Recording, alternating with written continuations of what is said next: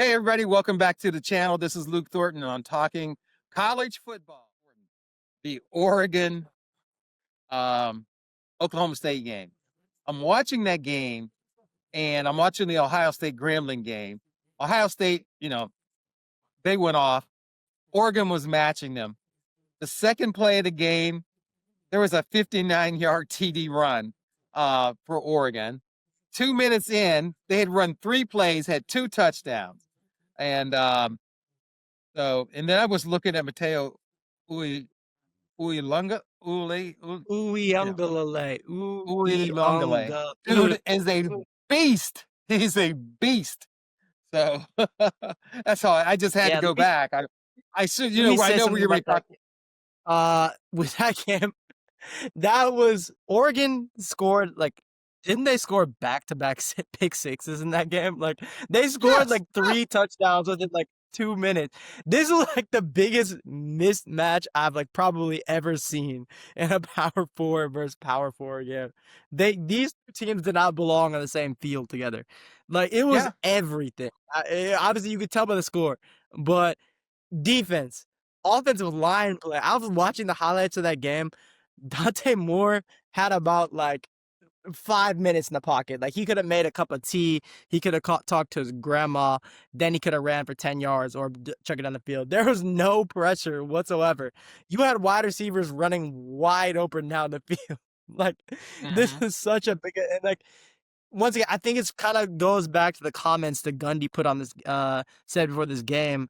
With the whole Oregon has all this NIL money and we don't.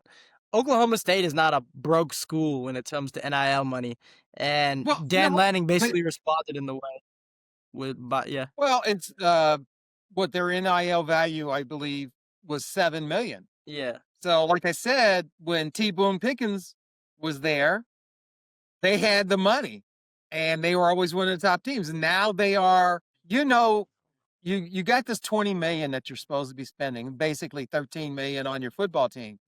And I would have thought that Oklahoma State would have been the natural team to ascend in that conference once Texas and yeah. Oklahoma left. But we digress, okay? Let's go ahead and go to our next point. Unless you guys have anything else to say about those big games that we watched over the weekend. Okay. So next on our list are sleeper teams or performances that you sleeper team or performances that you thought stood out or any significant player performances. Okay. If you want, I can start off because I saw a couple players that I thought were outstanding. And I'm gonna go out, Oh, no, just to is the start us off, go best ahead, yeah. college quarterback playing right now. Drum roll, please. I am going to say Julian Sayin from Ohio State is the best quarterback. Okay, not named John Mateer playing right now. Yeah, Okay, that's how I see it. Um, he's got the best win, and then the best saying I heard over the weekend was when Ryan Day said something. The biggest uh, thing that we've always heard about teams are the most improvement you make is from game 1 to game 2, right? And Ryan Day said, we're in a race with every team in the country to get better. And they came out and they played like that. And that was the first time that he took the shackles off of Julian Sand. And remember, this guy was a 5-star when he came out, right? So I viewers, if you agree or disagree, please let me know.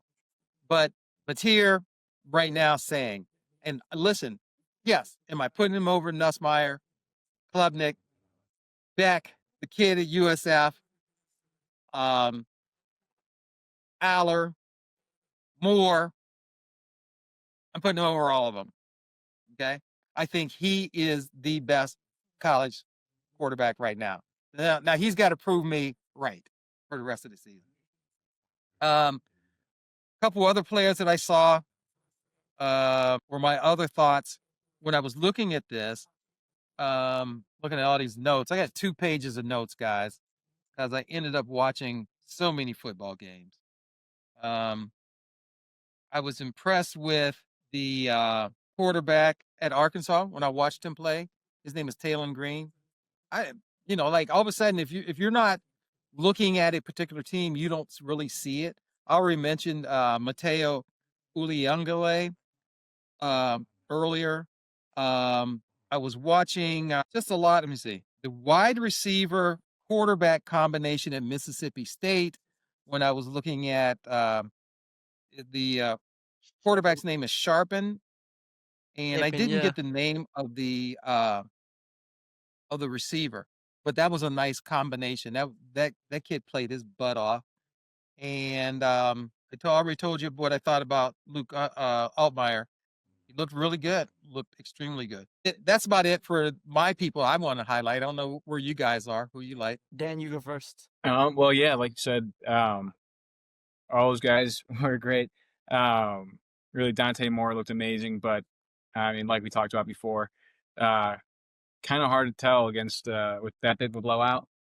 But I mean, that's partly due to how well he played when he was playing. Um, Luke Altmaier looked great, but I'm biased there. Um, let's see who else. I also thought that Auburn looked really good. I caught parts of that game. I know they played Ball State, so not any power team, but I think they could be a sneaky SEC contender as well. Mhm. They already beat Baylor, who is also a possibly good team. Um, yeah, a lot of these teams that we didn't really think much of going into the season, or at least think that they would be contenders for their conference, are doing pretty good. And then you talked about Mississippi State as well. Yeah, They they they are. look good. They are. The SEC is really Um, deep right now. Anwar? Yeah, so if I'm gonna give a shout out to this week, I'm gonna go with a little bit different. I'm gonna give out a shout out to an entire unit, and I'm gonna go with the Mississippi State wide receivers. Yeah. If you watch the end of this game, Arizona State comes down, they make a big, like a field goal. I don't remember touching our field goal to basically give them the lead. You come down with about like what a minute left, and like everybody's the game's over. And then for some reason, Arizona State decides to run not a prevent defense, but just a regular zone defense and get absolutely scorched down the field by these Mississippi State wide receivers. Like I saw this multiple times at the game, but there was Mississippi State wide receivers running all over the place. All over the place. And that's gotta look promising as a Mississippi State fan to know, like, especially going That's up what I against said. the Arizona's defense, who brings back so many starters from a playoff team last year. Uh, Big shout out to Mississippi State. They're my team of the week. I think they had the win that I was least expecting. I expected the Oklahoma State Oregon fiasco. Even expected kind of USF to keep it close with Florida. I thought that Arizona State was going to go in and blow the doors off of Mississippi State. And the fact that they won in the way that they did in a pressure packed moment, bringing the biggest win to Mississippi State in years and probably the past decade. That's my shout out for this week is Mississippi State. Great win. And, I don't know how much you have to look forward to being in that SEC, but great win. And shout out to your receivers. And also shout out to my terrible preseason pick of Arizona State winning the Big 12. That is looking Well, terrible right now. no, I think that last minute of the game when Arizona State, I think they were on the 10, and a little bit of playing it safe. He went for that field goal instead of trying to go for the touchdown. I think if he could redo that sequence again, those last three plays, and I'm talking about the coach at Arizona State. What's his name? Kenny Dillingham. Dillingham. I think he would do it a little bit differently. I think that he would have gone for the touchdown. You go for the touchdown, you win the ball game. He took the odds. If you look at the book, this is when you should go for the field goal. He went for the field goal, but I think that he probably, I think they were on a 2 or 3, and they were moving the ball. They had gotten stopped. Remember, because that drive was a long drive. As they came down, they were running the ball, and then they got inside the 10, and the field shortens. The safeties come up, it's harder to run. But it was there. And I'm glad I got on this. I almost let this one slip. At the beginning of the season, I was going to play this clip of you, Anwar Thornton, talking about who the second best receiver was in the country. Who did you say is the second best receiver in the country? I said Jordan Tyson, but the thing is, he still might be. He still might be. Hold on. And who did you say was one of the top quarterbacks in the country? Listen. No. I had no reason not to think that. I think everybody was thinking that going into. If you've got that much talent, that's who you throw the ball to. There's no question. Right. Do you think, let me ask you this, do you think Ohio State in that same situation on a 3-yard line, 4th down, and they would pass on a nail in the coffin play from saying to Jeremiah Smith? Yeah. Huh? Okay. Yeah. So if I need to pop that, listen, when this show goes live, do I need to pop that video in here when you talked about how good that quarterback was? In that receiver competition? Go ahead, throw it in. Okay. All right. I almost let that one slide just for a second. Dan, you go ahead. Sorry. Sorry, what Who was your guy? Who was your sleeper or somebody you saw stood out?